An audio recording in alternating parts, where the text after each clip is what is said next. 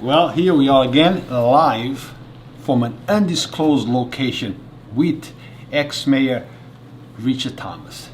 It's important to stay in touch with everyone that served because there is things of importance that maybe have not been said yet, Mayor. Yeah, I think so. You know, there is a lot of stuff. So, Mayor, once again, thank you for making yourself available. You're welcome. Mayor, the city that you love. Deeply. Deeply. So we need to add that deeply.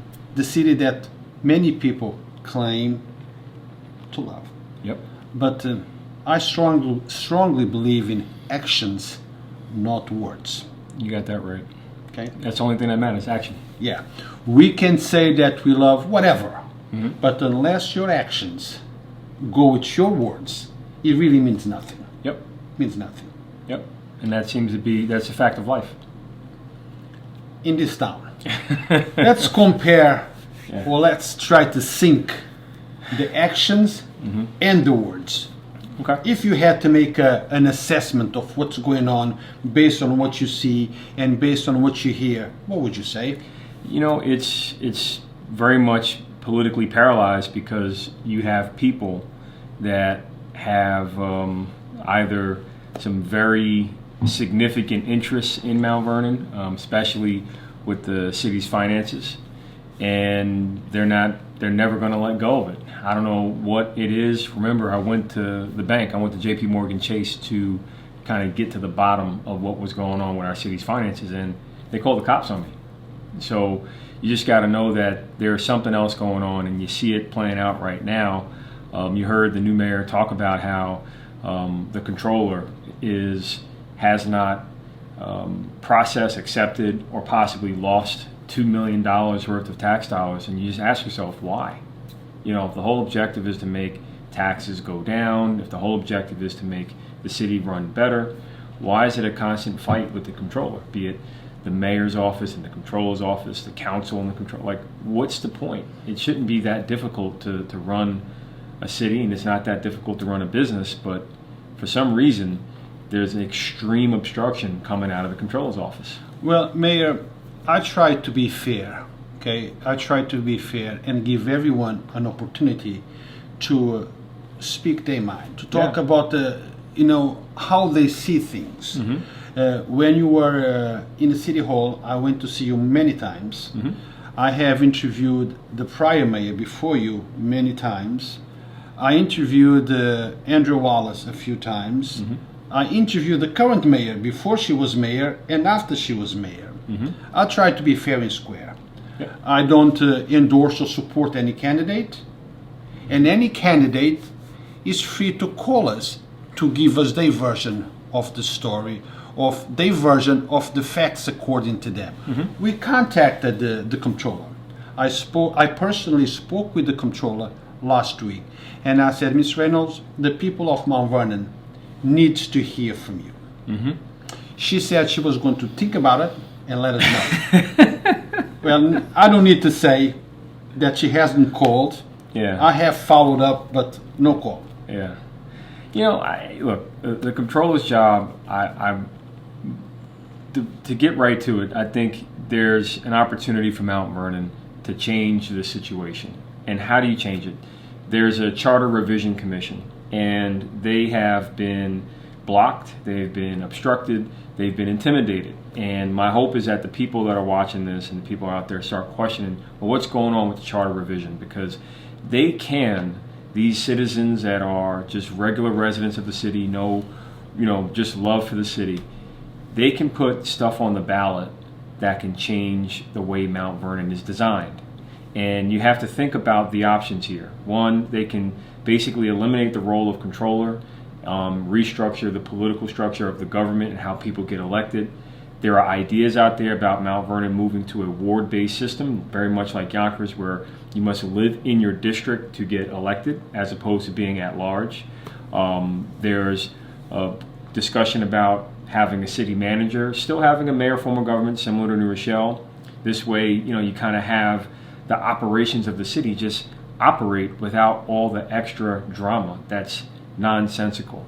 And that's something that, it's the only real way Mount Vernon is going to move forward, is changing the way it's designed, because you have this three-legged stool where the council, the controller, and the mayor, each elected, have very different powers. And if one leg of that three-legged stool decides to stop or take away its power, everything stops. And that's what you've seen for the past 2 or 3 decades. And it's unnecessary. It's a waste of time, money, it's a waste of taxes. So if the charter revision does not happen, you're going to have another movement happen, and you're going to see parts of the city try to break away from the city. You've seen that happen with Edgemont, where they had their vote to break away from Greenburgh. And I can totally see something like that happen in Mount Vernon, because you have the sword of Damocles hanging all over our heads. And what is that? That's the sewers. We're in court for, the DOJ has Mount Vernon in court for inaction on the sewers. We're polluting the waterways, something that I don't believe in. But nonetheless, the taxpayer is going to have to pay for that. And it's going to be a hefty price. Before we get too far in advance, let's talk about some basic stuff. Okay, and I hope you understand that my job is not to defend you. I know that you're fully capable of defending yourself if it's necessary. Yeah. Okay, my job is to ask questions. Sure. Okay, those questions at times might be unkind, some say, or might appear to be a little rude. Not that I do intentionally, it's just my tone of voice. But I have to ask you. Some people are saying that they look at the current administration and they see Richard Thomas. Same people, same surroundings, and the current mayor said that she was your mentor.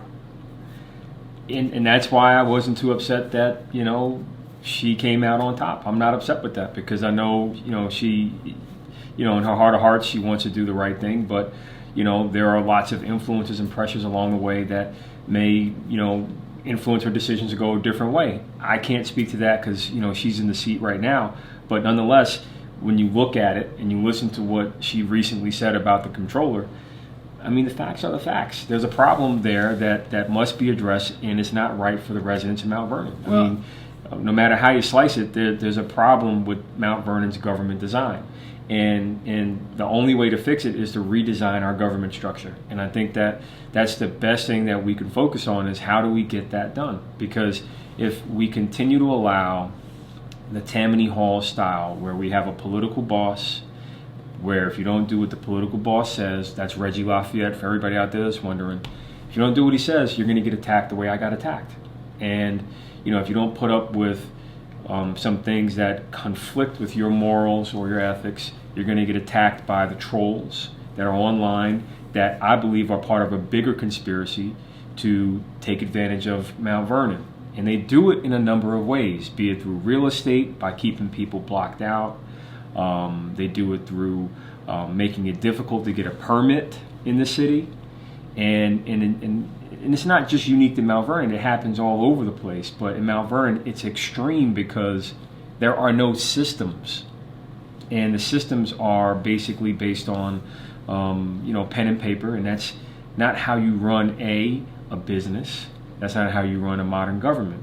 So the headwinds are very strong when it comes to changing Mount Vernon, because you have people that have benefited from keeping black people in particular down.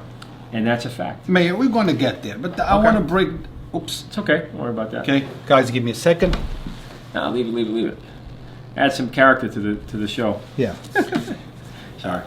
I want to break this down in parts, so we have a way of running this interview. Sure. You mentioned the controller and the current mayor. She has problems with, well, so did Andrew Wallace, and so did you. All of you are right. And that's where, I mean, look, the facts are the facts. You have major issues, employees not paid, you have vendors not paid, and not making a payment is the equivalent of giving someone a stroke, and a stroke is no joke. So the fact that the city of Mount Vernon is having a stroke every day because a payment is not made, it hurts. And I just want to spell it out where it hurts most. there are people that rely on, let's talk about retirees for a moment. And retirees, you get this. You put in your time, you earned your right to retire, but your benefits are not paid by the city of Mount Vernon. That bill is not only outstanding, it's far past due, and people have not been able to get access to their medicine, which is a life threat when you're up in age, and it's wrong. It's our obligation to honor those retirees, payments for their benefits and their health care. They earned it. But you talk to the controller about it, and she makes believe it doesn't exist. But it does. And there's lots of documentation from the state of New York that lays out that obligation. But yet, no one wants to talk to the controller about it. And when I had the New York State Controller's Office come down to Mount Vernon, after a day or two, they just left. And you have to ask yourself, why? Why would they leave knowing that you have all these massive problems? So there's some really deep and dark politics going on. And I think there's a hint of what could be going on by a recent story that came out in the Journal News that talks about something that happened in Yonkers. Tell us about it. So in Yonkers, there's a development that RXR is doing, and there was a mob indictment that somehow connected to that development. Talk about the daylight, the Larkin. Yes, Larkin. And so somehow some manager at RXR had his business built out, literally built out, because something happened. It's all in the news. You can read about it. But what is most interesting and what relates to Mount Vernon, and I want everybody to take this very slowly, is they talked about cost overruns. They talked about change orders. They talked about how the projects were, it appeared to be, innocent charges, but this was part of a larger scheme and conspiracy to basically inflate the cost to get more money out of the project. And when you look at Mount Vernon, let's look at Memorial Field, or how about the 3rd Street Firehouse? Full of cost overruns, full of change orders, full of all these things that inflate the cost of the project. And it's not a coincidence that the contractor on some of those jobs happens to be a former council member, a former public official. And the news is, pretty much out there that Andre Wallace was the contractor on that 3rd Street job. And all the questions that emerge about that one job, the fact pattern fits what recently was revealed in Yonkers. So you have to ask yourself, what's really going on? And when you add the fact that Wallace bailed out a drug kingpin for $1 million and lied about it in court documents, you have to really question, who is this guy connected to? Obviously, it's not someone from Mount Vernon. It's some drug kingpin from North Manhattan. Very dangerous person that has huge interest in seeing bad things happen. So you just have to know that there's something else going on, especially with that guy. So are you saying that the prior mayor, the one that took office after you, is guilty by association? Because it's more than, I wouldn't say guilty by association. He made a decision to, put $1 million bond up, put up his 3 personal properties for a person that was a drug kingpin. Man, and that's a fact. I mean, that happened. So it's not association.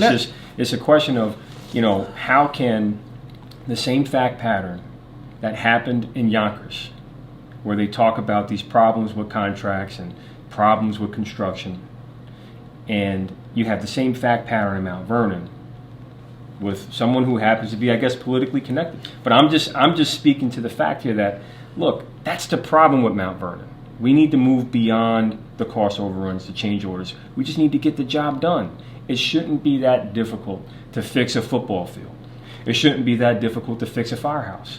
But why is it so difficult? Why so many change orders and cost overruns? That's the question that the controller can answer. Yes, but before we move too fast, sure. Okay, you made a serious allegation right now in regards to Andrew Wallace. It's not an allegation; it's a fact. It's a fact. He did bail. Yeah. But what are you implying? I mean, I'm making it clear that when you look carefully at the cause of the chaos in Mount Vernon, it's not just the controller. There are people behind some of these public officials, particularly Wallace. We saw who he put $1 million up for, a drug kingpin, all right? You look at what else he was trying to do. And this, I've said this before, I said it to you, I said it on the radio. Once upon a time, he came to me seeking to buy city property. And when I said, no, you must follow a process that's, arm's length, that's transparent, that the federal government in particular would approve of. Because if we're going to use federal tax dollars, we have to make sure that everything is compliant. We're facing major threats when it comes to federal government. So he didn't want to abide by those rules. He wanted to make up his own rules. And when he floated the concept of he wanted 50 properties that the city owned so he could, get a grant from the URA, he wanted to use child labor. He was seeking to just rehab these properties for very little to no money and sell them at a major profit. 50 properties, you do the math, that could be anywhere between $20 million and $30 million. And that's not an allegation. That's a fact. Why is it a fact? He's in court right now with his business partners arguing over what? Real estate deals that went bad in Mount Vernon. But a lot of the case seems to be, covered in mystery. Why? I don't know. Because who was going to get a piece of that action? It wasn't me. It was supposed to be for the people of Mount Vernon, but he wanted it for himself and his friends. Now, Mayor, you know that we are live and we have some questions here from members of our audience. The trolls. Okay. One statement. A drug lord Kingpin. or drug kingpin would not need somebody else to bail him out.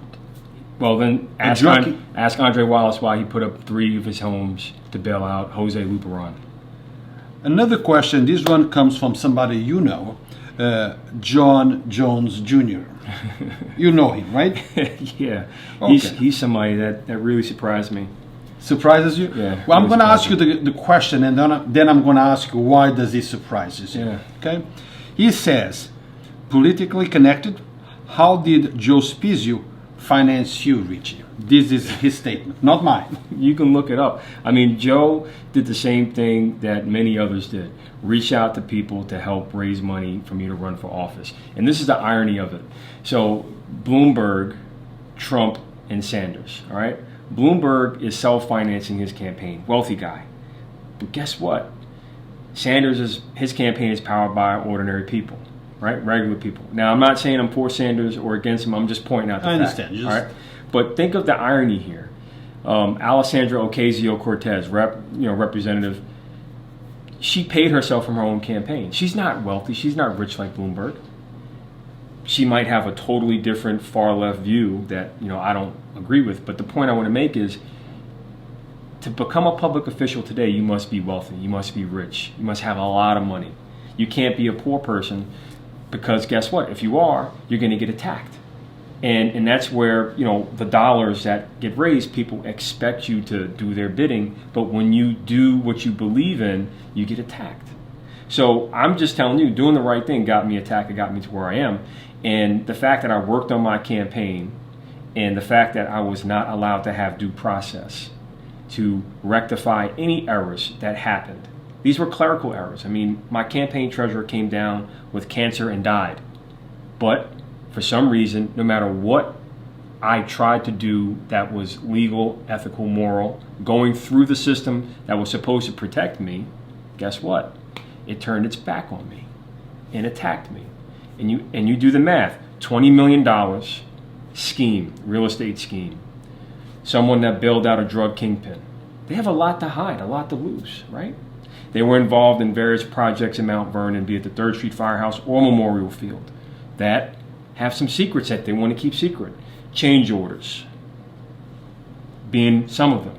So you really have to look in the mirror, John Jones, and just ask yourself, why aren't you making a big deal out of Jose Luperon, someone that was a drug kingpin, that you were a detective in Mount Vernon Police Department.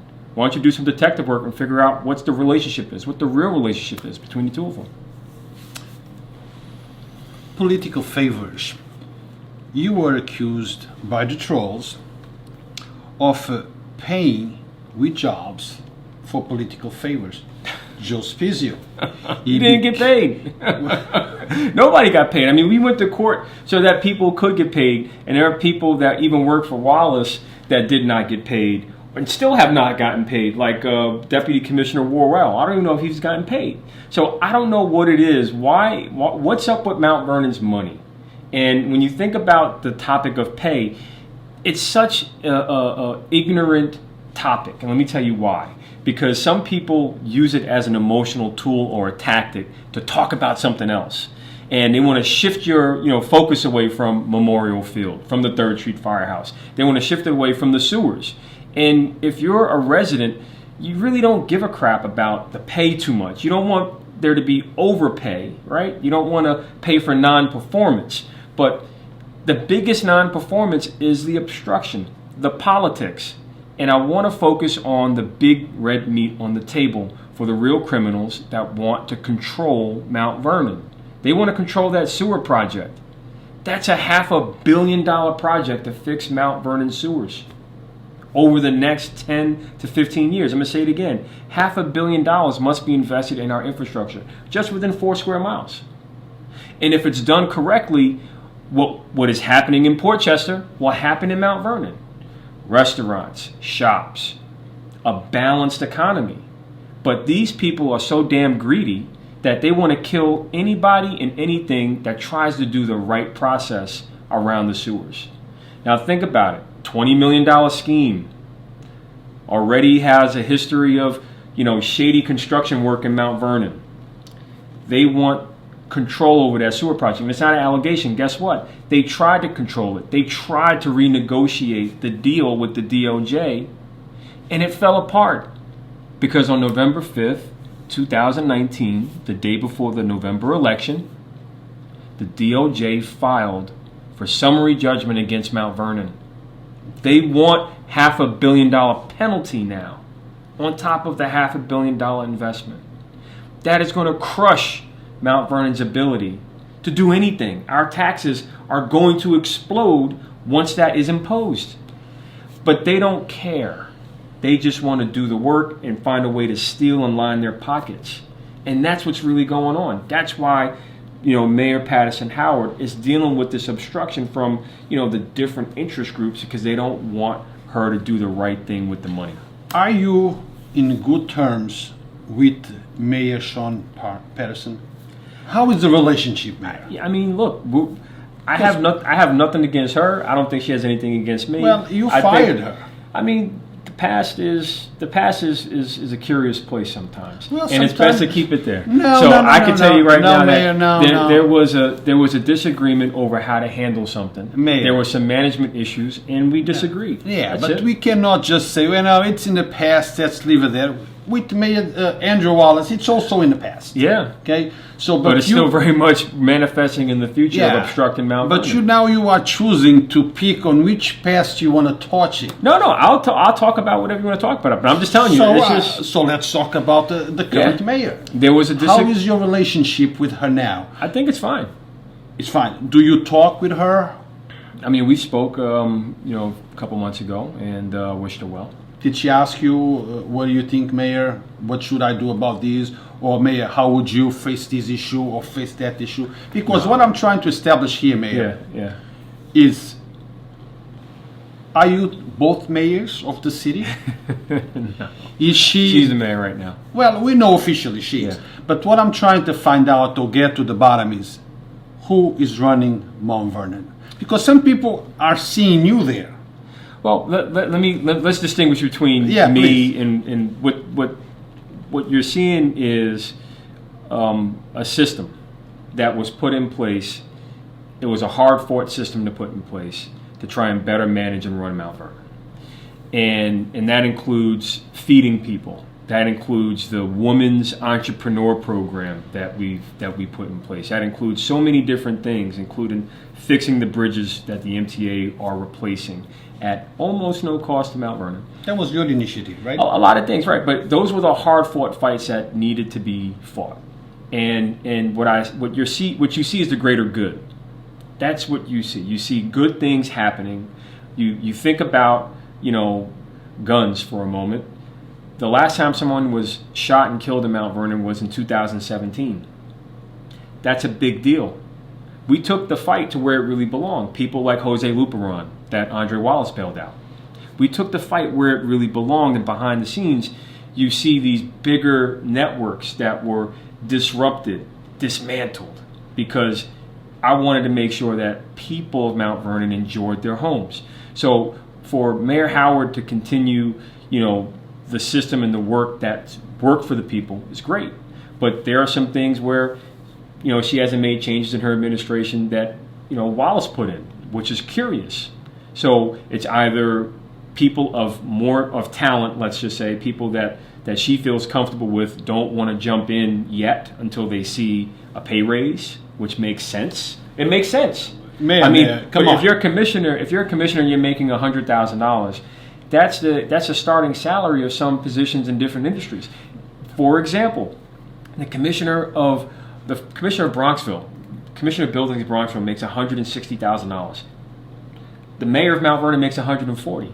You mean to tell me Bronxville with 8,000 residents, 1 square mile, the commissioner of buildings really earns $160,000? No offense to him, but I'm just saying you have to look at the scales of what other governments are paying, and Mount Vernon is at the bottom, period.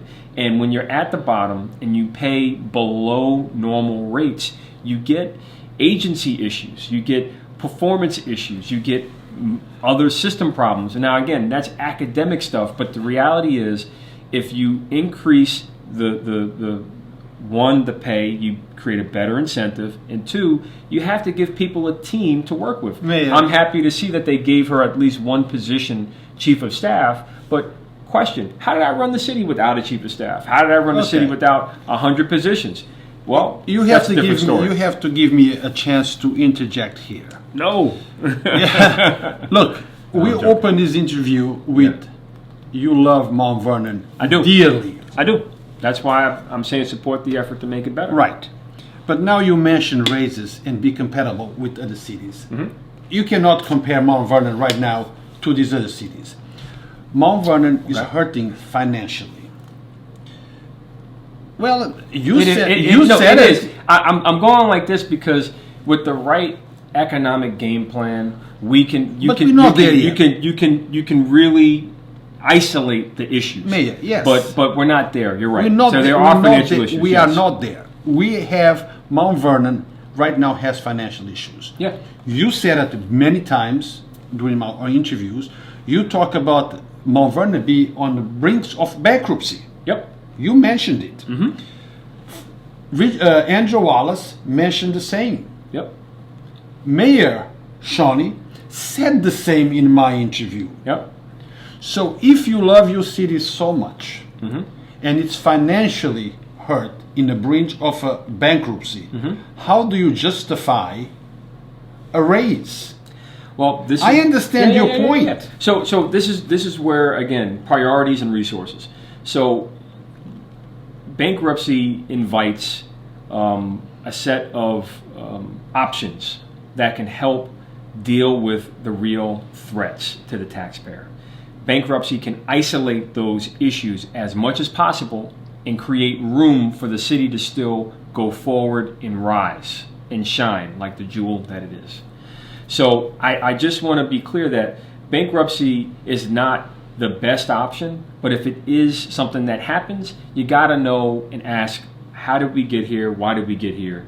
And who's going to run the bankruptcy? Because then that becomes the point where, our interview going back to October, where I pointed out they're trying to set Mount Vernon up to fail.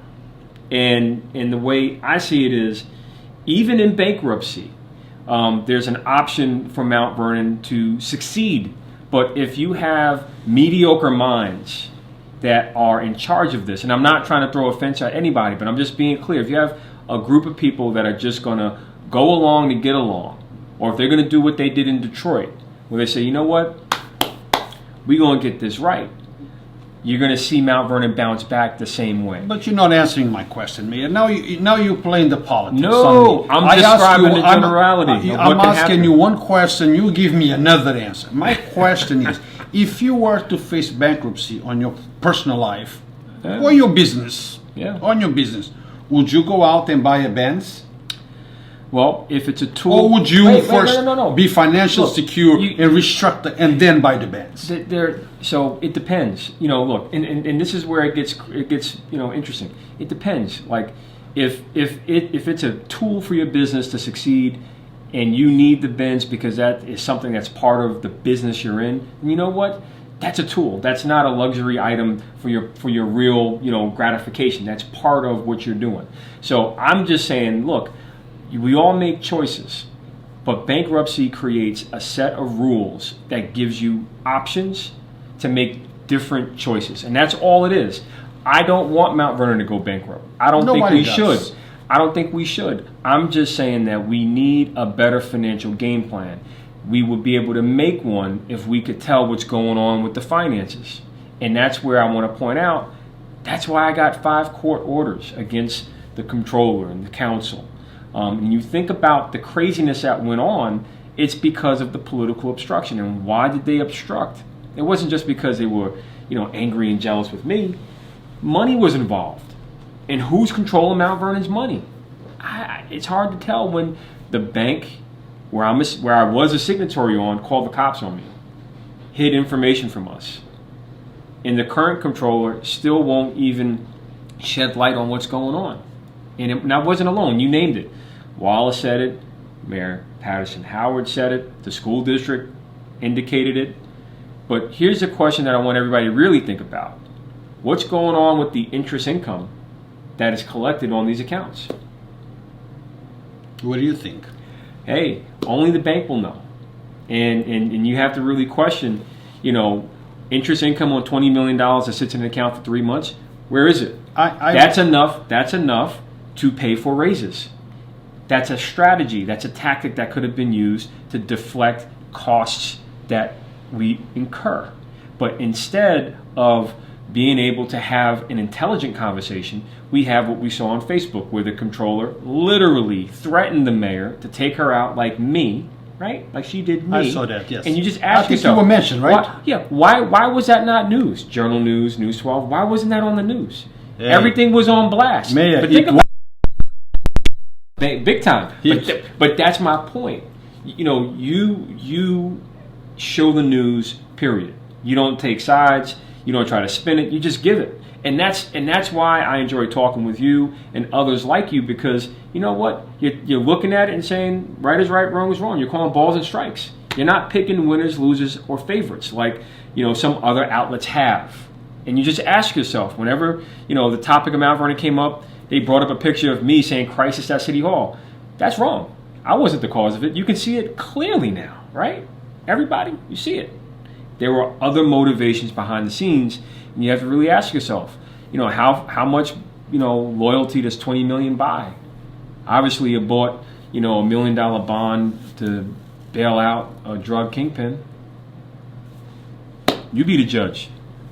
Mayor, I have spoken to some people, and I see that Andrew Wallace keeps coming back. It seems that this thing between you and Andrew Wallace is much deeper than meets the eye. And I always believed that what we know, it's really nothing compared to what it is. Well, I mean, look, the reality is he came to me seeking to do a lot of illegal things. And he made it clear to me and promised me that his network will see to it that I get taken out of office. And, while they may have succeeded temporarily, Mount Vernon is much better because of the fight. And the way I see it, that's a circle of life. Good must confront evil, period. He's an evil person. He's a bad guy. And people will have already recognized that when they look at his election numbers. He got obliterated because he's a bad person. That's a fact. And I'm not saying it. But that's what It is.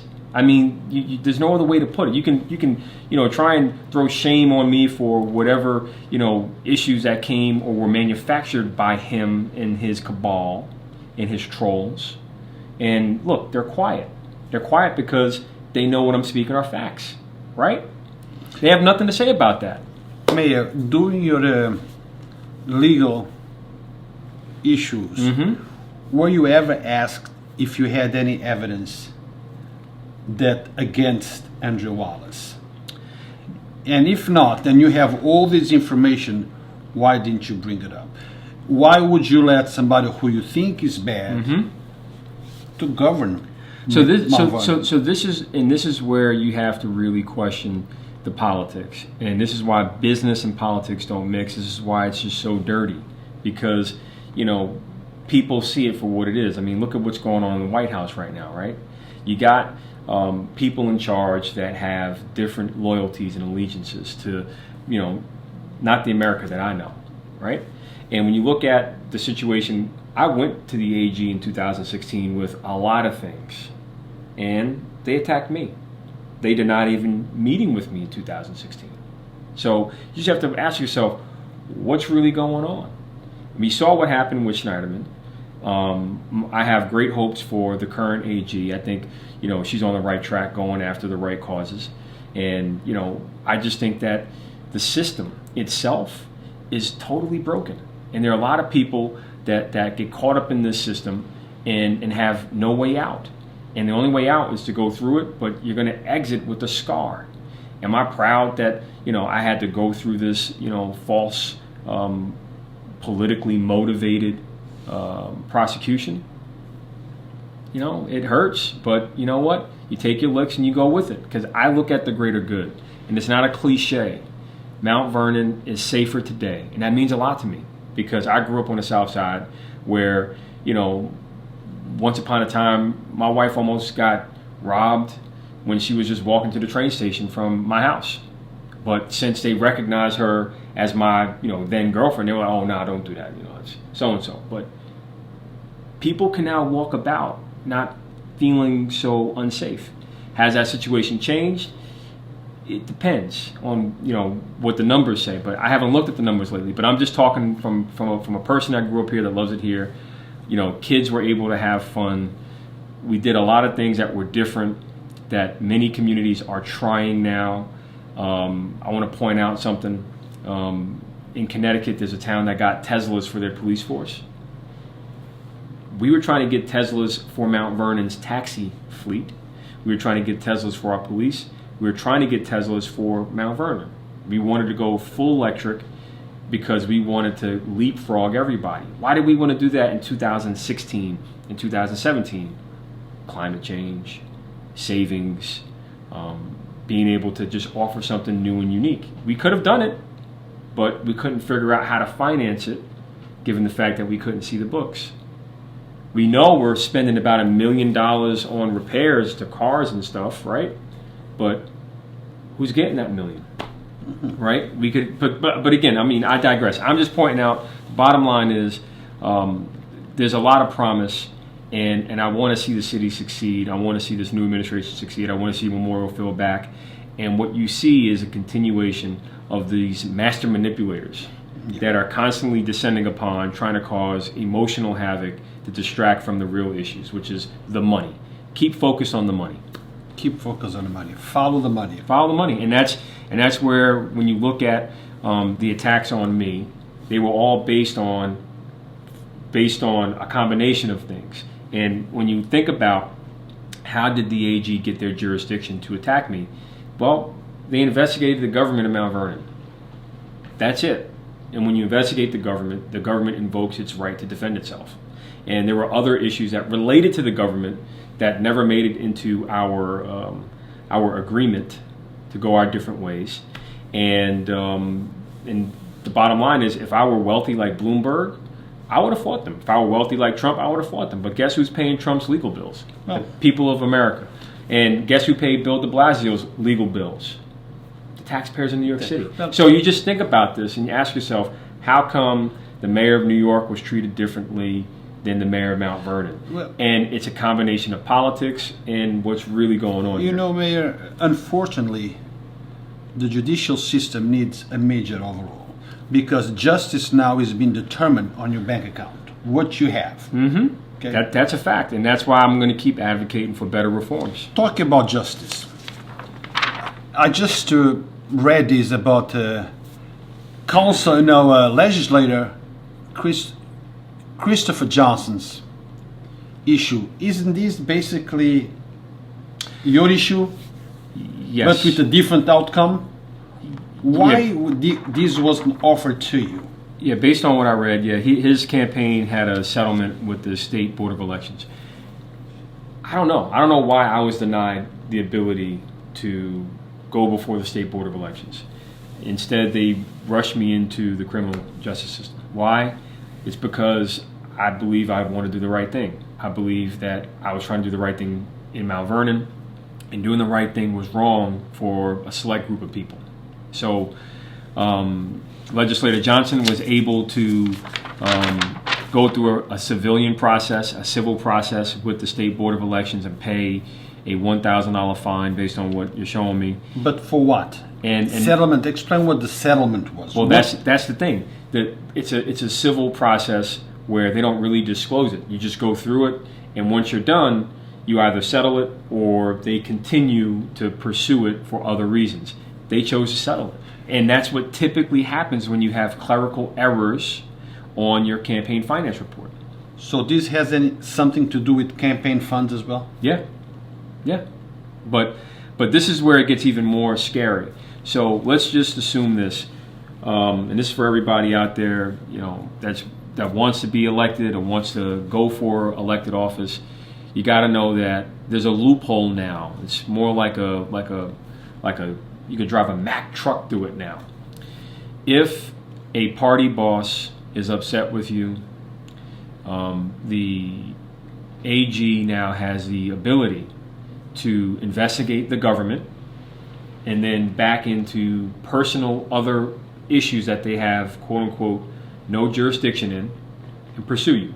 So let's just say, let's stick with Andre Wallace. If the AG wanted to say, I'm investigating the government, and instead of looking at just the government, I'm going to look at his construction business, or I'm going to look at that real estate deal that's in court, in civil court, and start questioning what's really going on with that issue that he has in court. And while it's not related to his government, we found it.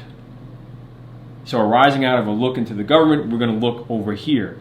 That's not how the rules were written. But for some reason, the rules didn't apply to me. So they were able to use and exploit some crazy loophole where the New York Times says they're not allowed to prosecute election law issues. They're not. Without a referral from the State Board of Elections, they can't do it. But they did it to me. So that means, guess what? They can go after Chris Johnson if they want. They can go after the current mayor. They can go after anybody that the political group, the political power structure wants. And that's where you're going to see this behind-the-scenes conversation whispering in people's ear, like Delia Farquharson and Janice Duarte, who have been voting independent of the council. If you continue to do that, we're going to remove you from office. Or you're going to see people like Deborah Reynolds empowered to say, we'll take you out of office like we did Thomas, because there's something else going on. And that's why they wanted me dead or in jail, because they don't want me talking to you, telling the truth. So my truth is, I'm trying to move on with my life, but I still believe and love Mount Vernon. I'm going to help and advocate no matter where I am. And that's why I believe it's important that you do meetings transparently online. You just speak your truth, and that's the only thing that's going to set you free. How important is transparency to you? It's everything, because you have a target on your back when you're black and you go into a store. That's a reality that I grew up with. That's a reality, period. You have a target on your back, especially when you're educated and you have power. You're a target. You're a target when you have a voice. People don't want other powerful people to empower regular people. So I recognize a new that the only thing that's going to help mitigate some of the attacks that were to come was transparency. I mean, nobody would have believed that George Brown fell down in a Board of Estimate meeting if I didn't put it on video. Nobody would have believed it. They would have been like, well, he said this happened. The video clearly shows he took his cup of coffee, put it on the table, and it fell. Like, but still, some news outlets characterize it as he was shoved down. Come on, y'all. Like, for real? That just goes to show you the extreme bias that exists. So the reality is transparency is the only thing that's gonna help, and the people out there that are interested in following government have to have the endurance to keep on keeping on, because it's a lot of information, it's a lot of back and forth, but you got to keep pushing for transparency. Current administration, yeah, according to many, are not transparent. There is not much transparency there. You advocating for full transparency, you had your live stream meetings, people could see it as it was going, not later on. You made it easier for me to participate in that meeting, even if I was sitting in my office in New York City. Yeah, I mean, I think the best model for transparency is Paul Feiner in Greenberg. He lets people call into meetings from their home. You know, whenever he has a meeting, board meeting, they can call in, they can watch on their phone, they can watch on their home television. That's how it should be. And I don't know why Mount Vernon is so afraid to broadcast meetings. And again, in 1992, Mount Vernon was supposed to do it. They never did it. We have $1 million on the table, or had $1 million on the table, to build a communication system to broadcast meetings and pay for someone to administer that system. Why are we trapped in the Stone Ages? Why are we relying on even, you know, our Facebook devices, our personal Facebook? Better than nothing, Mayor. Correct. But I don't understand the rationale and the logic to not broadcast. But that's something that, you know, it's a style. I don't know. I can't speak to it. That's for the current group that's running the Mount Vernon government to answer. I just know that it's a deep held belief of mine, and I look forward to, you know, adding my voice every now and again to help root them on to keep doing the right thing. And my hope is that the right thing results in grass at Memorial Field. My hope is that even with the Kella Tennis Center, which I see that the city's now fighting, which is good, because, you know, why would Wallace want to settle that case? You know, why? You know, we're being penalized by the environmental regulators for illegal dumping there. Why would you want to settle? You know, it's building code violations. And just think about that for a moment. A guy in Yonkers was put in jail for having building code violations. Slumlord. Good. But I'm just pointing out that there are lots of issues. You talked about Aurelio? Yeah. Yes. But I'm just saying, look, but the reality is, you know, we just got to fix it and move on. Stop the back and forth fighting. Yes. Kella Tennis had an awesome opportunity to build an 8, you know, tennis court facility there. It may cost a little bit more money, but it's worth it. I mean, there's so many different things that can happen, but the reality is when you have to comply with the environmental regulators, you got to make tough decisions. I have to insert this question. Sure. Or better yet, a statement. Sure. One of the person that fought very much against you was Lisa Copeland. Okay. Am I right or am I wrong? There was a lot of friction back and forth. I mean, yeah. I mean, when the council votes to eliminate 100 positions from the budget, and they vote to eliminate the salary of the police commissioner after Shamoya McKenzie died, when they vote to, you know, take all sorts of crazy actions against the people in Mount Vernon, yeah, of course there's friction. But, okay. But I can't explain, you know, her political choices. I can't explain, I understand, you know, her position. Robin Elizabeth, I don't know. Which is a pseudonym for somebody, but go ahead. Do you know who that person is? I think it's, if I'm not mistaken, it's, I can't remember the person's name, but I believe it's somebody that I was told one time was Lauren Razor. That's what I was told one time. Yeah. So if it's Lauren, hello Lauren. Okay. She's saying that a lot of the issues going on now in Mount Vernon, it's because Lisa Copeland and Shawnee, the mayor, are up to no good. I know that you cannot speak on their behalf, but I'm sure that you have heard comments in regards to this. What is your assessment of this statement? You know, it goes back to, you know, it's we gotta stop the BS. You know, like Who's giving us the BS, Mayor? that comment right there. Just think about it for 1 second. We have to set priorities, and we have to have a clear agenda. And if we need to, if we need to put it on like a town square wall, it's fix Memorial Field, it's fix the roads, get taxes down, and just if they have to get together and talk about doing that, great. But I'm just saying, like, it's those trolls that create this suspicion that cause everybody to try and not support.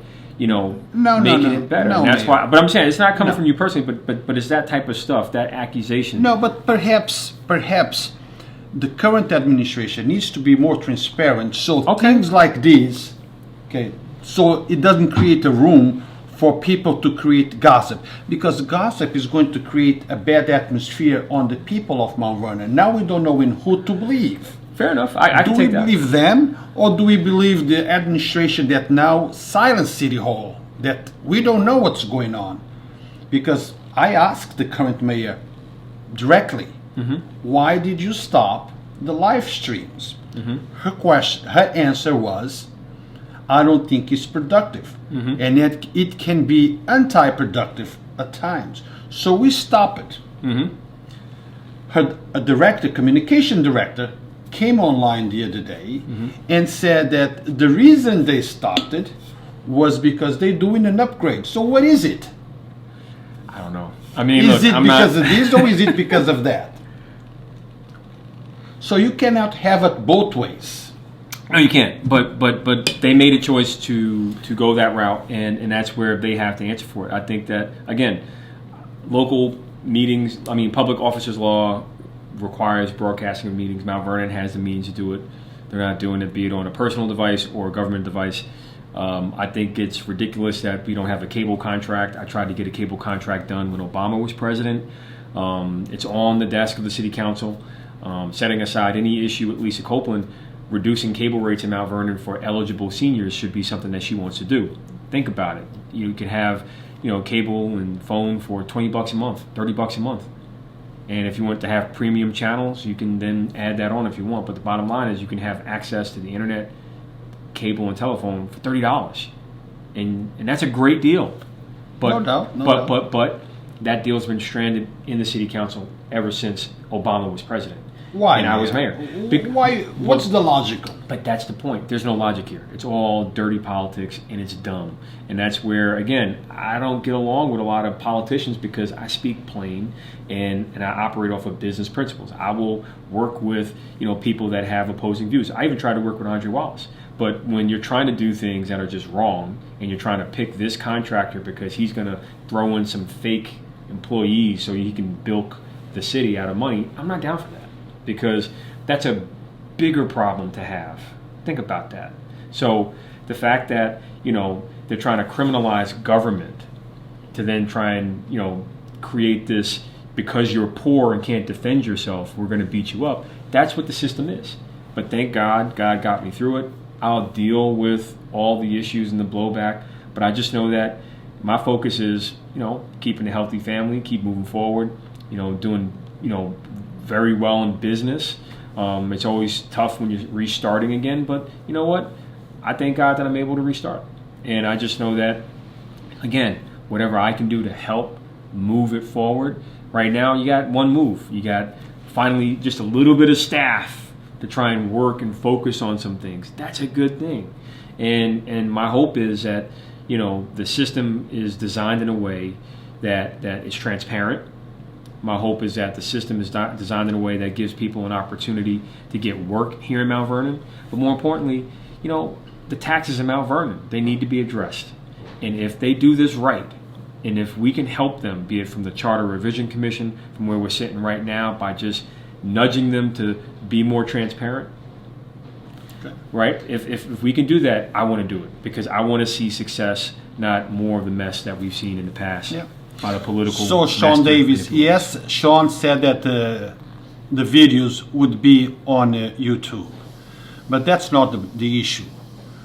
The issue is why aren't they live streamed, so the people of Mount Vernon can see it as it happened. And besides, if it's going to be on Facebook, on YouTube, then it can also be on Facebook, where people can access to it as it happens.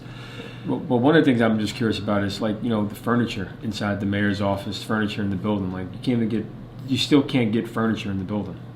It's like little basic things that send a signal that Mount Vernon is a respectable government.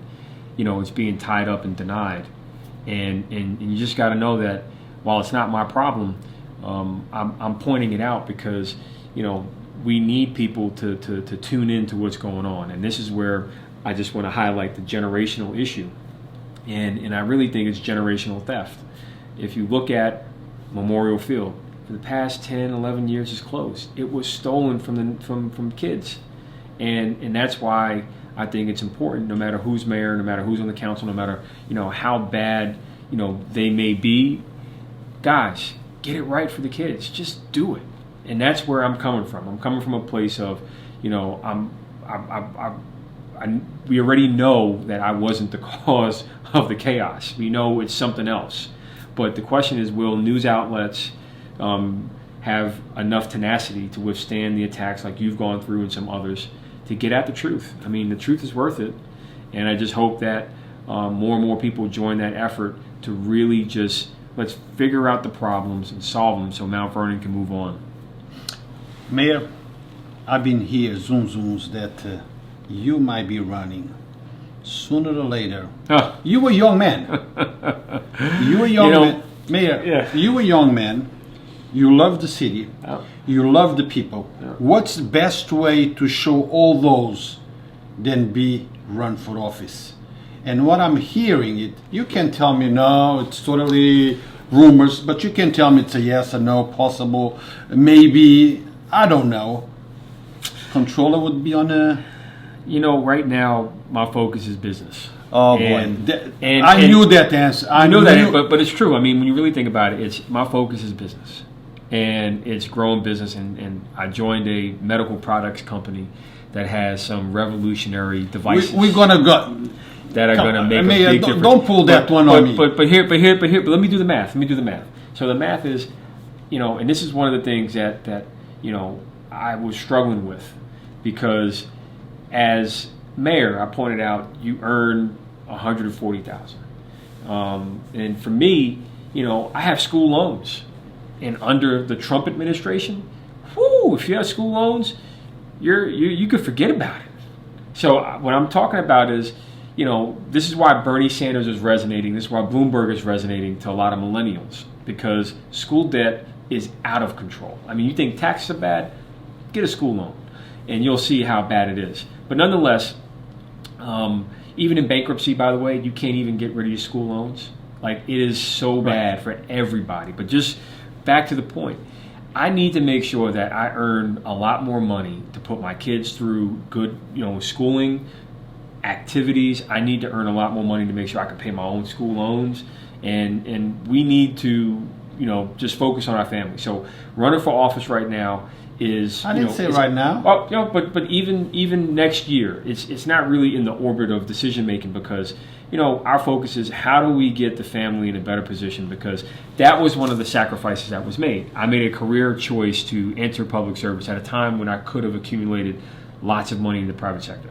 But instead of doing that, I put 4 years going into poverty, literally, to, you know, be mayor. I wasn't able to accumulate as much wealth as Ernie Davis did when he was mayor. How did he buy 14 homes on $130,000, $140,000? How did he and Maureen do that? I don't know. But what I do know is that when I got in, I tried to do my best to, you know, survive. And thankfully, I was able to survive. Okay. And my hope is that, you know, if office is in the future, it's in the future. But right now, focus on business. Let me just rephrase my question in a better way. Let's fast forward 10 years. Student loans are basically paid off. No, they're not. Okay, almost. Will be, you know, the balance would be much less in 10 years than it is now. Yeah. Your new venture, paid off. Yes, need that too. Okay. you're doing well, and the people want you, or maybe don't want you, or maybe you want to take a chance. Let's look at the end of the tunnel. Would come back to public life something that you would reconsider or consider again? Yes, that's definitely after we get this goal. So I did set a goal. I set a goal to make sure I become multimillionaire in the next 10 years, and my target's $1 billion, and I know that with what I'm working on now, it's possible. And given the group I joined, while the money is not the money that we envision making is something that we have to go earn. We're going to go and earn it, and I'm proud to be a part of a group that has some revolutionary products that are going to transform the way people receive healthcare. So one of it is I brought a sample for people to see. Well, that's what I was going to ask you. Yeah. You're anticipating me, but I was going to ask you. Yeah. Okay, now we're putting all that behind, and let's now talk about Richard Thomas now, Sure. today. What you're doing? So once upon a time, I was in business consulting, and I got back into that space, consulting for small businesses, and I networked and connected with a group that has a medical company called MedCross Products, and they've been working with the Center for Medicaid and Medicare Services since 2016, when they were approved for some of their equipment. And ever since then, they've been seeking someone to join their team to help them build their business. So I'm proud to share that I'm building a business with MedCross Products, and we're going to be focusing on people that receive dialysis, people that are getting chemotherapy. We're going to be helping caregivers, doctors, nurses, people that care for loved ones at home, offering our products to help them become more healthy. And one of the key features that makes the product so unique is that our garments that we make are antimicrobial.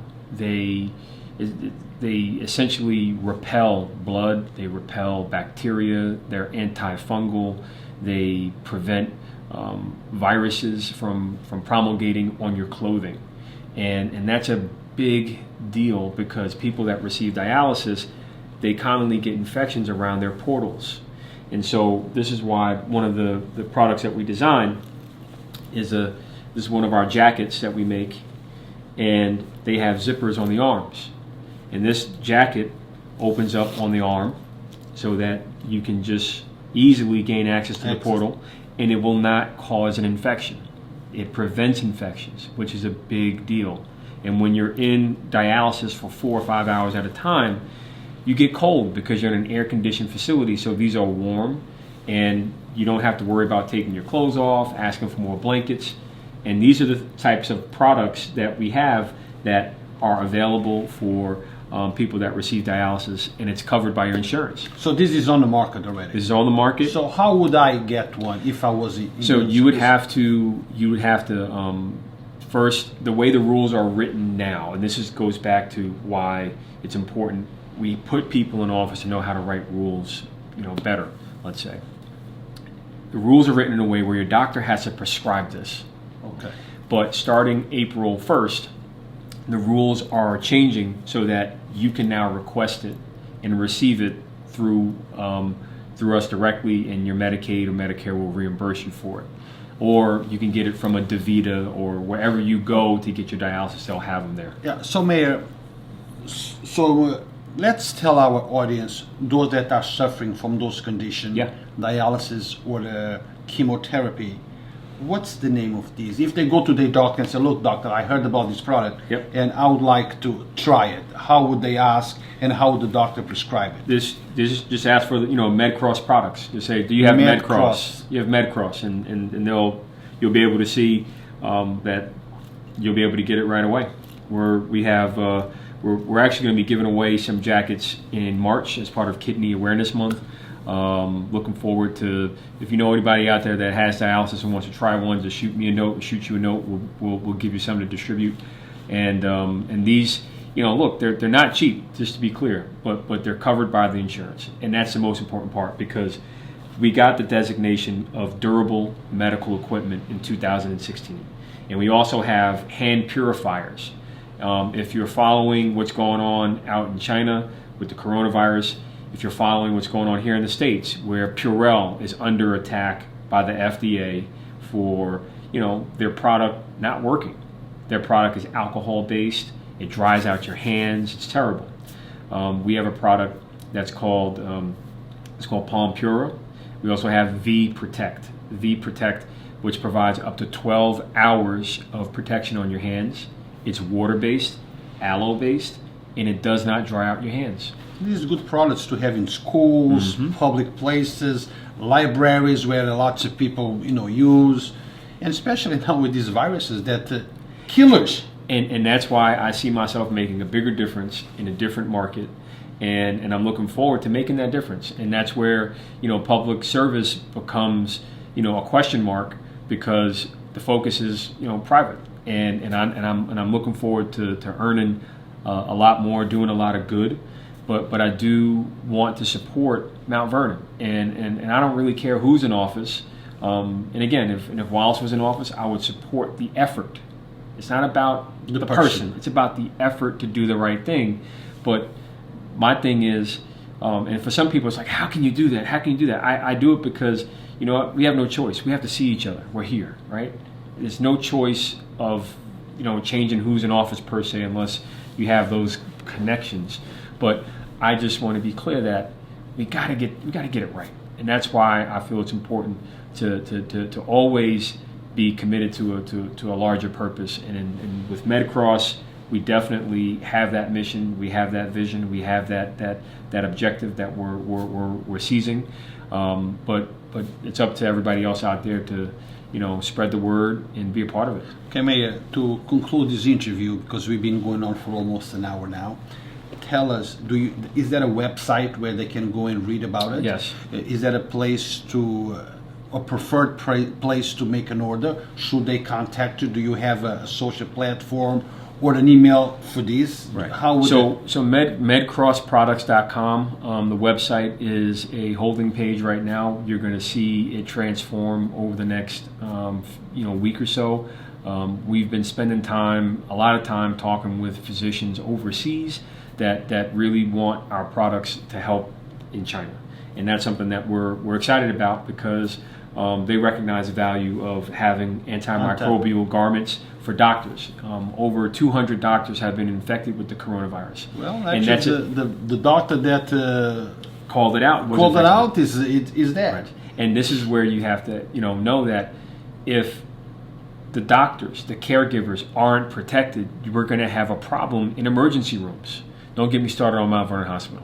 But what I will say is, at least we know that we're offering scrubs, we're offering bed linens, we're offering pillowcases, we're offering devices, and while it may look like just a regular piece of cloth, it's certified antimicrobial. And when you look at that and you study it, you'll see that the microbials, they puncture the envelope of the bacteria, killing it. They puncture the envelope of the virus, killing it. And that's why it's so important that people know that we exist and we're there for health caregivers as well. So this antimicrobial, it just doesn't repel, it actually kills, right? It also kills, but one of the key features that I just want to emphasize is that our antimicrobials are non-metallic.